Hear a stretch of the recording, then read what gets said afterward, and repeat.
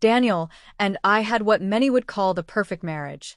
He was charming, successful, and attentive, always making sure I had everything I needed. Our friends admired the way he looked at me, how he spoke of me with such pride. I felt lucky, cherished, and, for the most part, happy. But there was something about Daniel that I never quite understood. He loved watching me. Not just in the way a husband admires his wife, but in a way that sometimes made me uneasy. He encouraged me to wear dresses that highlighted my figure, to accept compliments from other men, to dance with them at parties. He'd smile from across the room, watching as I laughed at their jokes, his eyes filled with something I couldn't decipher.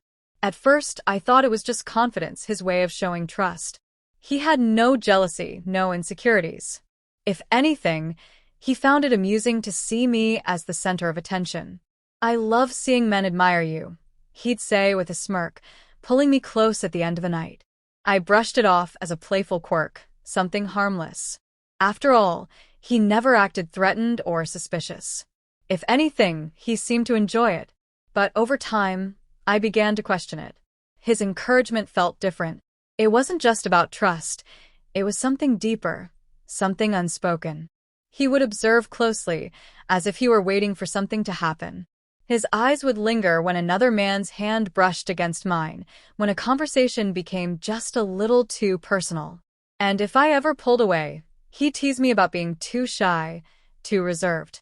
"You're beautiful," he'd say. "You should enjoy the attention."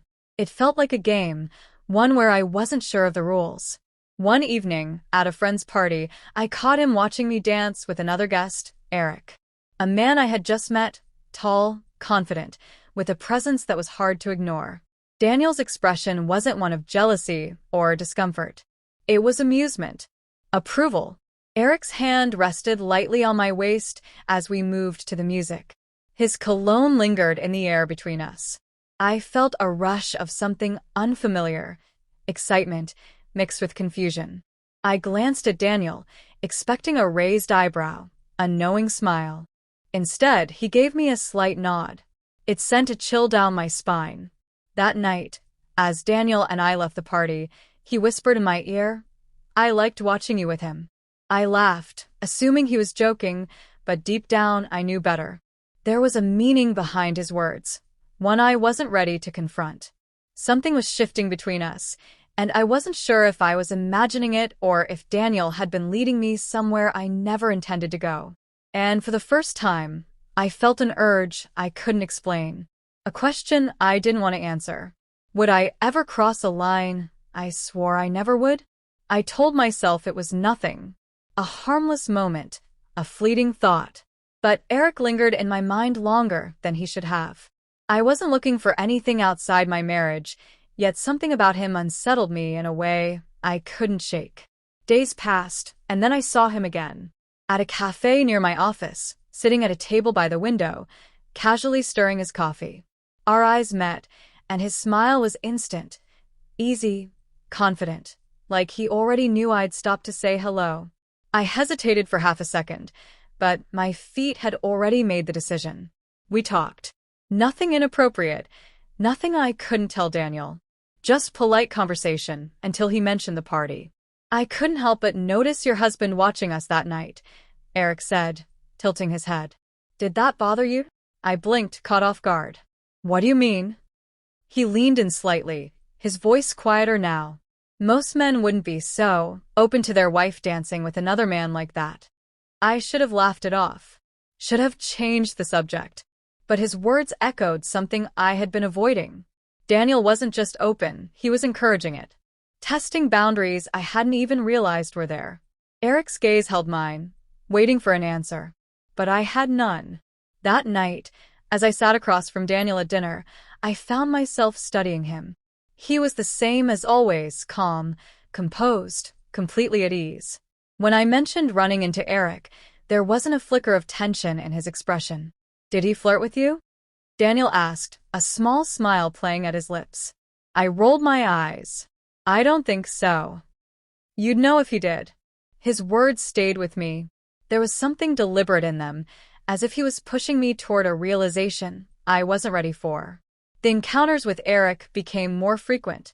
A run-in at the gym. A casual wave across the street. A text message I wasn't sure how he got my number to send. I told myself it was coincidence, but deep down I knew better. And Daniel, he noticed. Of course he did. But instead of questioning it, he encouraged it. He made light of it, joked about it, asked if Eric had been charming that day.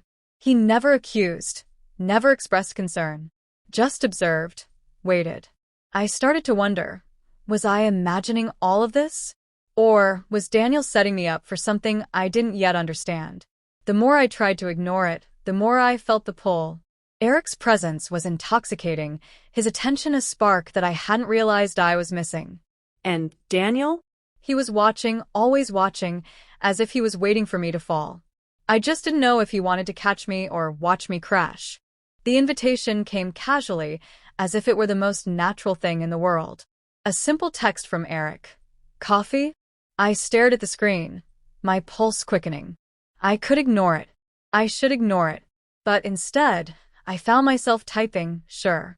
When I arrived, he was already there, leaning back in his chair, that same confident smile waiting for me. There was no pretense, no unnecessary small talk. He knew why I was there. And so did I. We talked, but it wasn't about coffee or work or anything that should have mattered. It was about us, and us I wasn't even sure existed.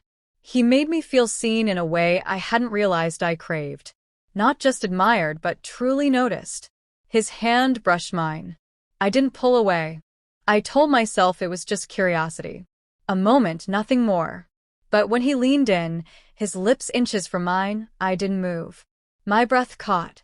My heart pounded. And then I let it happen. The kiss was electric, like something out of a dream I wasn't supposed to have. Guilt surged through me, but it wasn't enough to stop what came next. The line had been crossed, and there was no erasing it. The next morning, reality set in like a weight on my chest.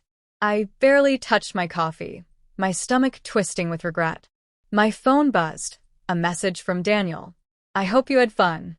I can't wait to hear all about it. My blood ran cold. How did he know? Had he seen me? Had Eric told him? I read the message again, searching for some other meaning. But there was none. It was deliberate, calculated. Daniel wasn't accusing me. He wasn't angry. He was expecting it. It hit me all at once. This wasn't some accident. It wasn't just me falling into temptation. Daniel had been leading me here from the start. And the worst part? I had let him. I barely made it through the door before Daniel spoke. Was he good? His voice was calm, almost amused. My stomach twisted. What? He leaned back in his chair, studying me like a puzzle he had already solved. You don't have to lie. I knew it would happen. I wanted it to. The room spun. I had braced for anger, for accusations, but not this. Not the eerie calm in his voice, the satisfaction in his eyes. You set me up, I whispered. Daniel smirked. No, I gave you freedom. I just wanted to see what you'd do with it. My hands trembled. Why? Why would you? Because it excites me, he interrupted. Seeing you with someone else. Knowing another man desires you. It makes you more real to me. I felt sick. All this time, I thought I was slipping, making mistakes, losing control.